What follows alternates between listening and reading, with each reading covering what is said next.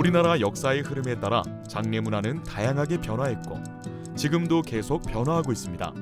그렇다면 우리나라 과거 시대 장례 문화는 어땠을까요? 오늘은 대표적으로 삼국시대와 고려시대 그리고 조선시대에는 어떻게 장례를 치렀는지 저 리드와 함께 알아보도록 하겠습니다. 먼저 삼국시대 고구려에서는 혼인 후 곧바로 수의를 마련하여 죽음을 준비하였습니다. 고구려인들은 삶과 죽음이 함께 진행한다는 믿음을 가지고 있었고 저승에서도 육체의 존재를 인정하는 사생관을 가졌기 때문입니다. 장례는 처음부터 끝까지 곡을 하다가 장례를 치를 때 북을 치고 춤을 추고 음악을 연주하면서 죽은 자를 보냈는데요. 춤과 함께 시신을 운구하는 것을 보면 알 수 있듯이 고구려인들에게 장례는 꼭 슬픈 일만은 아니었습니다. 장례는 사회 구성원 전체가 축제에 가까울 정도로 애도하였는데 이는 유교적 상장 의례와는 구별되는 우리 민족 고유의 장례 문화 성격을 보여줍니다. 장례 후 고인의 재물을 나누어 주는 풍습이 있었으며 부모나 남편이 죽었을 때는 3년, 형제가 죽었을 때는 3개월 동안 상복을 입는 장례 문화가 있었습니다. 수나라와 남북조 시대의 역사를 적은 수서에 따르면 백제의 장례 문화는 고구려와 비슷하다고 합니다. 부모나 남편이 죽으면 3년 동안 상복을 입었으며 나머지 친족들은 장례를 마치면 바로 상복을 벗었습니다. 당시 백제의 종교는 불교이기 때문에 장례는 화장을 한 후 뼈를 추려 땅속에 묻는 매장법을 진행하였습니다.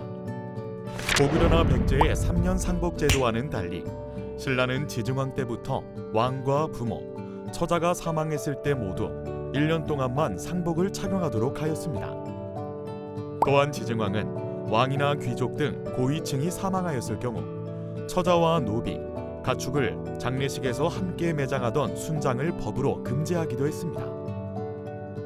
통일신라 이후 불교의 법칙에 따라 일반인들 사이에서 화장이 성행하였는데요. 화장을 한 뒤 뼈를 항아리에 담아 묻거나 혹은 바다에 뼈가루를 뿌리는 등 화장을 이용한 장례 문화가 시작되었습니다.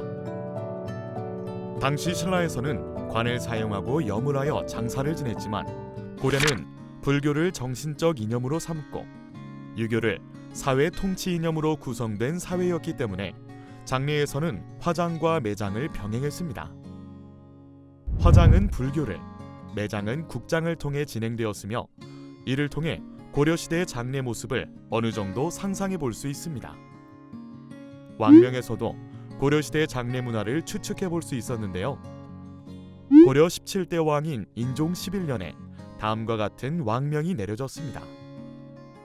세월이 갈수록 풍속이 박해져 부모에게 자식으로서 도리를 행하지 않고 형제간의 우애가 없어 부모의 시신을 임시로 절에 맡긴 후 해가 바뀌도록 매장하지 않으니 이러한 사람이 있으면 죄를 주고 가난하여 장례를 치르지 못하는 자가 있으면 관에서 비용을 지불하도록 하라.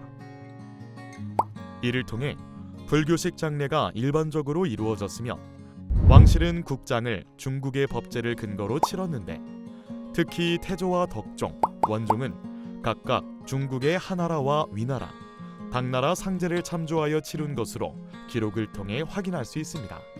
우리나라의 장례는 조선시대 이전에는 불교적 색채가 강했지만 조선시대에 불교식 제를 금하고 유학의 영향을 받아 주자가례가 기본이 되면서 유교식 장례가 자리 잡았습니다.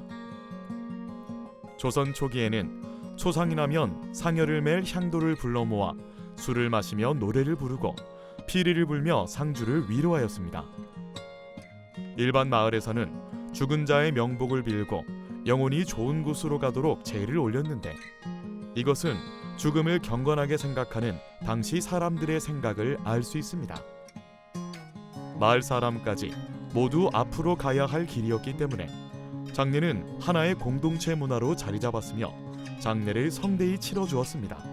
이후 점차 유교적인 장례를 치르는 것이 법제화되었고 처음에는 예법을 지키는 것을 이상하게 여기고 과하게 생각하였으나 점차 분위기가 변화하기 시작하였습니다. 유교식 상장례는 일제강점기에 많은 변화를 겪었는데요. 1912년 6월 일제의 총독부령으로 오랫동안 지속해온 매장 풍습은 화장장과 공동묘지라는 새로운 장례 문화를 등장시켰습니다. 또 조선 총독부는 조선의 관훈 상례제를 인위적으로 바꾸어 상례 절차 및 내용을 대폭 축소 및 간소화하였습니다. 여기까지 우리나라 시대별 전통 장례 문화에 대해 알아보았는데요. 시대에 따라 장례 문화는 정말 다양한 형태로 변화되어 왔습니다.